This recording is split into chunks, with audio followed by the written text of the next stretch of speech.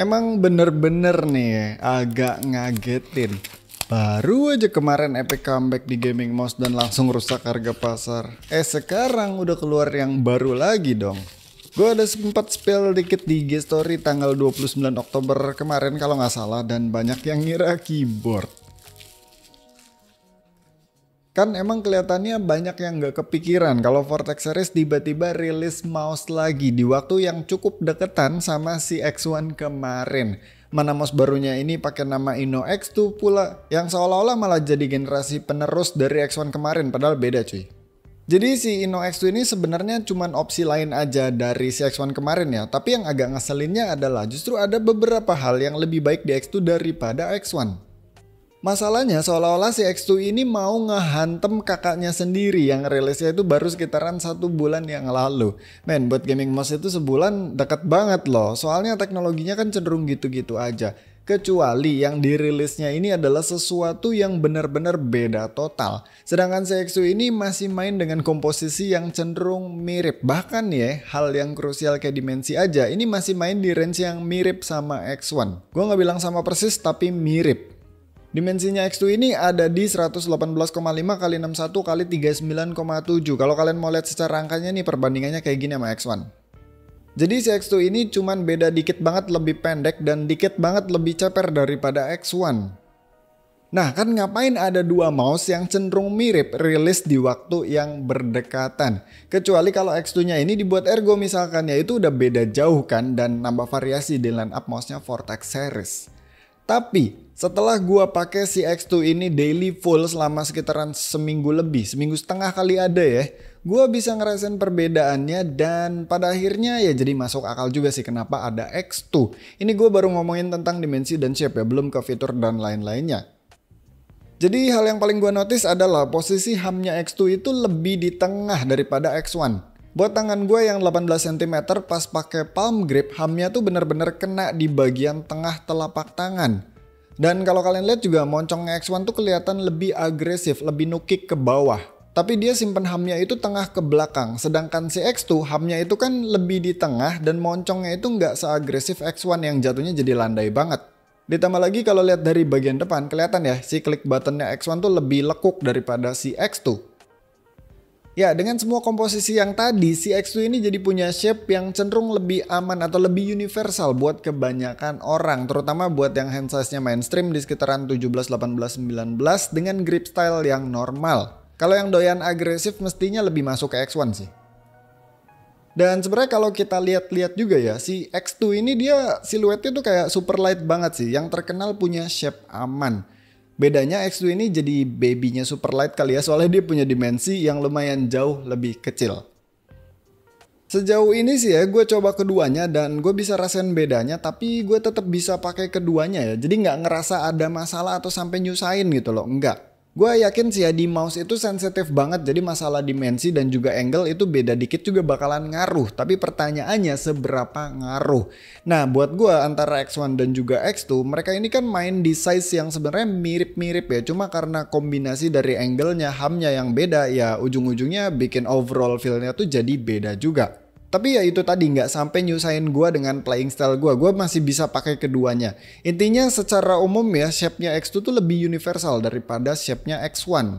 Ditambah lagi nih soal beratnya juga mereka nggak beda jauh. Di timbangan gue X2 tuh 54 gram tanpa dongle ya, cuma lebih ringan sekitaran 2-3 gram doang dibandingkan X1. Dan X2 ini kerasa sedikit lebih balance dari segi weight distribution-nya. So, apakah dengan jadi baby super light si X2 ini bisa ngehantem X1? Sebenarnya ujung-ujungnya nggak juga sih, karena itu tadi shape-nya beda dan shape itu preferensi banget ya. Tapi justru potensinya adalah datang dari koneksi. Yes, koneksinya X2 ini lebih bagus tapi bukan karena dia ini 2K, 4K, 8K dan segala macam ya, tapi karena si X2 ini bisa Bluetooth. Ya, jadi si X2 ini udah punya 3 mode koneksi. Dia bisa wired via USB-C, wireless dongle dan juga Bluetooth. Mantapnya lagi, si X2 ini punya slot dongle di mouse-nya, hal yang X1 tuh nggak punya. Terus Bluetooth-nya X2 ini punya 2 mode, ada yang 5.2 sama 5.4, jadi kayak semacam apa ya, 2 slot device gitu kalau di Bluetooth-nya mechanical keyboard ya. So kalau kalian punya 3 device nggak perlu pusing buat koneksi wirelessnya. Device yang biasa dipakai main game misalkan di PC ya, biarin aja colok pakai dongle 2,4 GHz. Terus misalkan kalian pakai laptop ya konekin ke Bluetooth 5.4-nya, dan satu lagi misal kalian pakai tablet juga ya konekin ke Bluetooth 5.2-nya. Jadi buat pindah-pindah antar device-nya itu nggak perlu ribet buat repairing atau colok dongle ya. Ini tinggal switch aja modenya ya udah kelar. Jujur buat gue sebenarnya nggak gitu kepake ya, tapi ya pasti ada aja sih skenario orang-orang yang memang kerjanya di multi device dan harusnya fitur ini bakalan kepake banget. Nah terus kalau di X1 itu dia mainan kombinasi warna yang bisa dibilang cukup berani ya. Si X2 ini malah lebih main aman ya. Dia ada 2 warna, ada warna hitam dan juga putih. Ditambah lagi nih bagian bawahnya tuh nggak bolong-bolong, jadi kesannya lebih apa ya, emang dibuat lebih kalem kali ya, nggak seagresif si X1. Sisanya udah tutup mata deh, sensornya 3395 sama kayak X1, switchnya dia pakai Kelgame 8, encodernya TTC yang lebih enak daripada X1 punya, fitnya juga PTFE, terus udah ada software juga, pokoknya udah bagus-bagus semua deh, sampai ke build quality-nya juga ya sama bagusnya sama X1. Paling yang gua kurang suka itu sepele banget sih, tulisan Ino X2-nya nih agak kegedean dan fontnya kayak kurang masuk sama bentuknya dia. Terus juga ada logo Vortex Series kecil di belakang sini, sama di bagian bawahnya tuh terlalu banyak tulisan, sampai speknya 3395 aja ditulis. Emang nggak kelihatan sih pas kita pakai mouse-nya, tapi justru itu kalau emang nggak kelihatan ngapain kan repot-repot kasih tulisan macem-macem. Ya secara garis besar X2 ini dibuat lebih universal dari segala sisi dibandingkan sama X1, tapi emang harganya X2 ini sedikit lebih mahal dari X1 cuy, yaitu dijual dengan harga Rp579.000.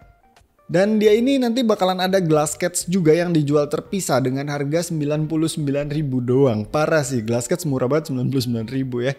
Nanti semua link pembeliannya bakalan gue simpan di deskripsi di bawah kayak biasanya. Tapi by the way ini gue masih nggak tahu ya upload videonya tanggal berapa. Soalnya si Ino X2 ini bakalan rilisnya itu di tanggal 11 November.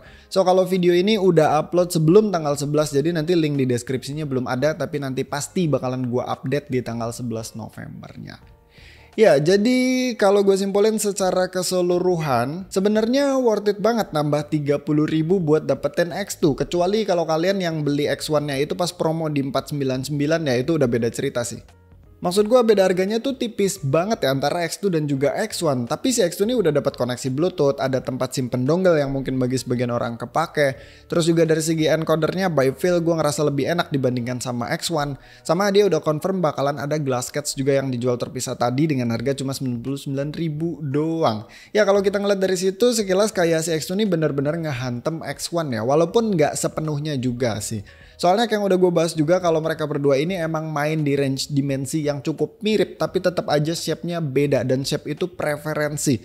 Dan shape itu adalah sesuatu yang harus lo prioritaskan dalam memilih sebuah gaming mouse. Karena percuma sebanyak apapun fitur, sekenceng apapun mouse-nya, kalau dipegangnya nggak enak, nggak cocok ya ujung-ujungnya bakalan nggak enak juga. So segitu aja videonya, thank you udah nonton, sampai ketemu di video selanjutnya. Bye.